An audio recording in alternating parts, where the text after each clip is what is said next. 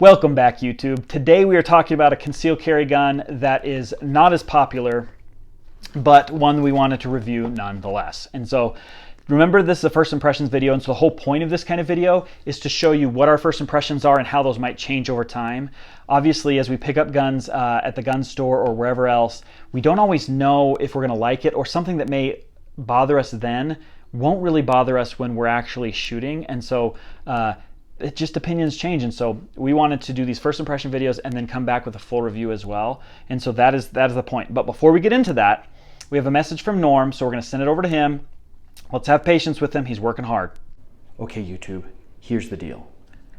Guns are cool. Bullet Basics is cool. Therefore, you should subscribe. Hey, Norm, we appreciate you taking a shot on that one. Okay, let's get into the video. Today, like I said, the Ruger EC9s, I think I said at the beginning. And so let's open up the box. Obviously, I guess the box should be something we look at. A lower quality box than some of the others, but the price point is also lower than some of the others. And so it's nothing that bothers me. A cardboard box is just fine. So if you open it up, obviously you're gonna have the gun in the plastic here. It comes with just a user manual here.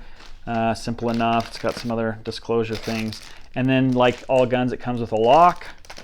It also comes with a dummy magazine here, which most of the other companies don't do.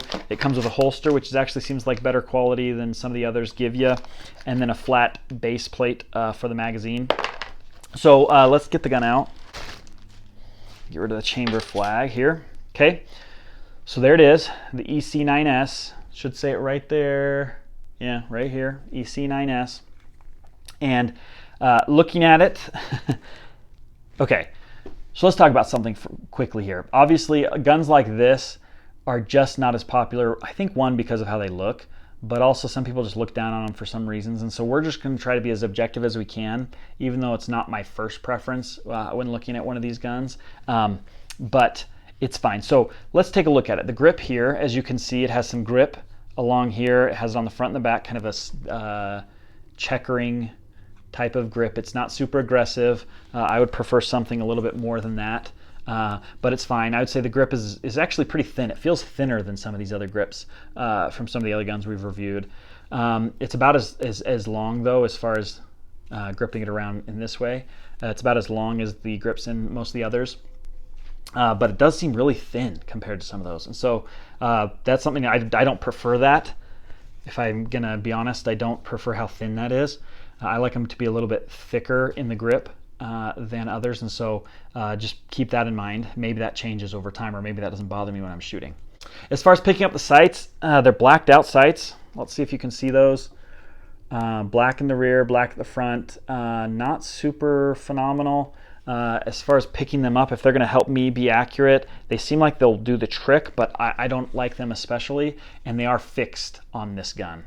And so that's something to keep in mind as well. There's no switching those out. So if you like it, you could obviously put some, I don't know, nail polish or something on those to see them, but not super great, not changeable. And so that's part of the, part of what contributes to it being so cheap, is that these are inexpensive, is that these are not replaceable. And just some of those other types of things. And so I think they'll do fine, but I don't think they're overly good. Let's talk about the trigger. So trigger just keeps going and going and going and going, and has no real wall before the break. It just goes and then suddenly it breaks. So not a fan of that. Maybe it won't bother me when I'm shooting, but I can imagine that that's going to be a little bit more tricky than some of the others, but it is what it is. Okay, so let's talk about reset. You have to come all the way out here, and this is one of the worst ones we've done.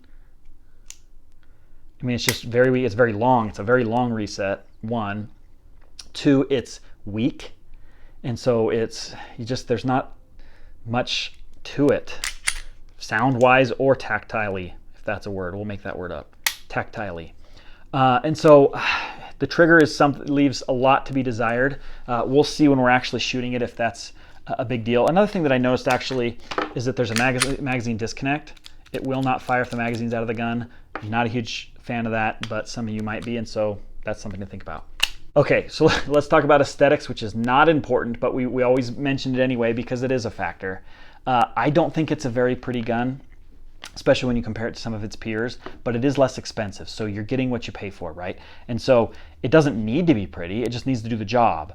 And so, but if I'm evaluating it from that perspective, it's just not my favorite. It's also got a thumb safety here, which is very, very hard to actuate, so I don't know that you'd accidentally do that. I don't know if you do it on purpose either, because you can't, you'd have to do it with the other hand. But it does have that. Most of these other guns don't. And so again, for some of you, that may be a big deal, and that's something you like, so it does have that. Okay. What we need to look at, though, I've kind of beat this gun up. Not that I think it's a bad gun. I don't even know yet. But if we're looking at it from the perspective of, does this gun or will this gun do what I bought it to do, what the purpose that I'm giving it?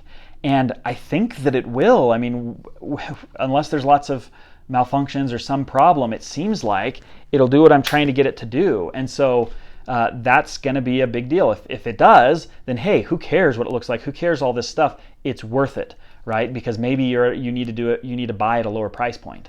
And so this would be one to look at because it does the job. It doesn't need to look pretty. It doesn't need to have all the fancy bells and whistles, as long as it's safe, as long as it's reliable, and as long as you can conceal it. So that's yet to be determined, obviously, and so stay tuned, because we're going to have a review on this and you're going to get a little bit better glimpse into what we think about it. Okay, so overall, if we're looking at all the parts together, if you're looking at what you get for the price, I think you get what you pay for. I don't think it's overpriced. I think you're paying about 200 and whatever it is, $250 or so, and you're getting about a $250 gun. I think it's going to be good. Obviously, there are some others out there that are slightly more expensive and might be worth it, but we will see. Maybe we come back and we're raving about this gun here at the end. Hopefully, we've earned your subscription today. If not, go check out some of our other videos. They're great. If not, hopefully just even a like would do. Comment below in what you think about this gun right here. Your experience with it, what you think about it overall. Obviously, as we always say, engage with gun channels. Show YouTube that this is it's a thriving audience. It's one that they can't afford to miss out on. I guess the only thing to say is bury the trolls, and we will see you next time.